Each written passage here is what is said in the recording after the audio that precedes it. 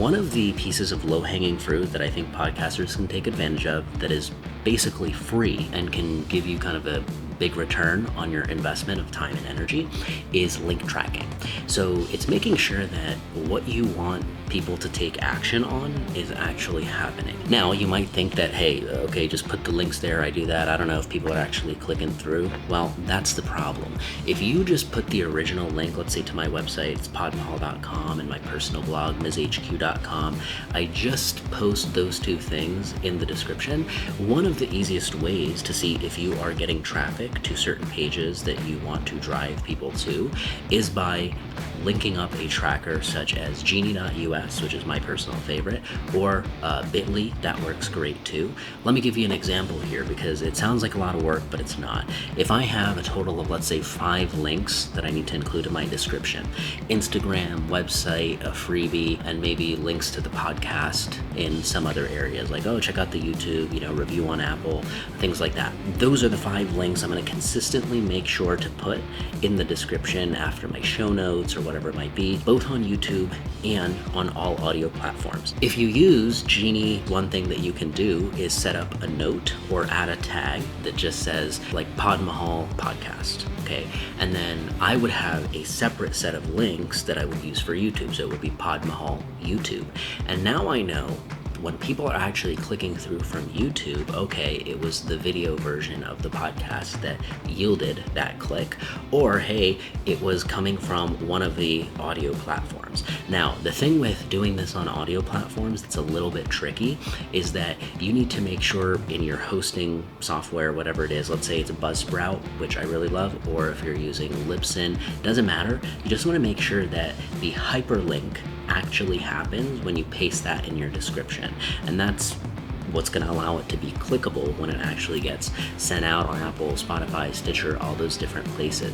If you don't do that, then it's like the link just sits there and nobody's really wasting time copying that link and pasting it in their browser. Now, you might be wondering what kinds of links are the most valuable to be posting in here. It's like, should I just have my website and Instagram? You want to ask yourself, where do you want to see success from your podcast? Do you want more people to engage with you on Instagram? That's the place you're asking people to connect with you on, or hey, you want people to find out about your coaching services or whatever you offer on your website. Great, send people to the website, but make it very specific. So don't just send people to the website, but also have links for something like the actual sales page for your coaching. So in the description is your opportunity to include as many links as you want, and then once you set up the tracking for both the video version and the audio version and any other places that you put it, let's say you send it out on a newsletter or something, you could repeat the same process. But what separating these links allows you to do is at a very quick glance in your Genie.us dashboard, you can see, okay, this link got 14 clicks from YouTube, this got 35 clicks from my audio platforms. That's a pretty good piece of information to know. Now, don't get discouraged if you're not getting thousands of clicks on, the links that you're posting right away.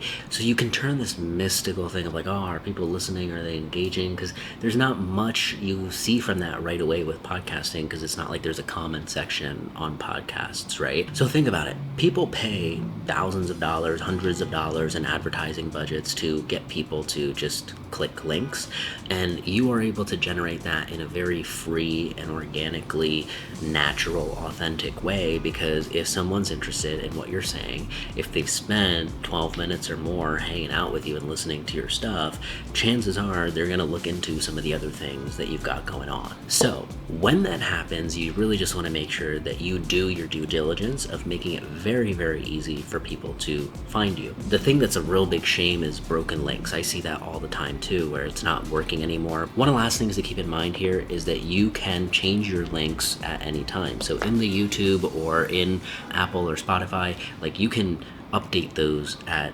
anytime. Now, how you can put this into action in a very hassle-free way is, okay, you might spend an hour assembling all these links and putting it together, and I would say a Google Doc. Do it in a Google Doc first because it's the easiest for you to get on your phone and on the computer. That actually preserves the formatting and the links, the spacing and all that stuff that you have, so that when you paste it into YouTube and Buzzsprout and these things, it looks clean and you don't have to edit it much. So in your Google Doc, what you're going to want to do is, let's say Instagram semicolon and then the trackable link for Instagram. Then you'll have website and you'll have all those different things listed out. And how I name it to make it very easily searchable is I'll have it called like Pod Mahal Podcast dash links. And then for the YouTube, I'll have Pod Mahal YouTube dash links. For other podcasts that I might do, same concept. I have one for the audio version, a document for that, and then I have a document for the YouTube version as well. So I hope this was useful. Let me know if you have any questions at all on this. I'd love to hear from you.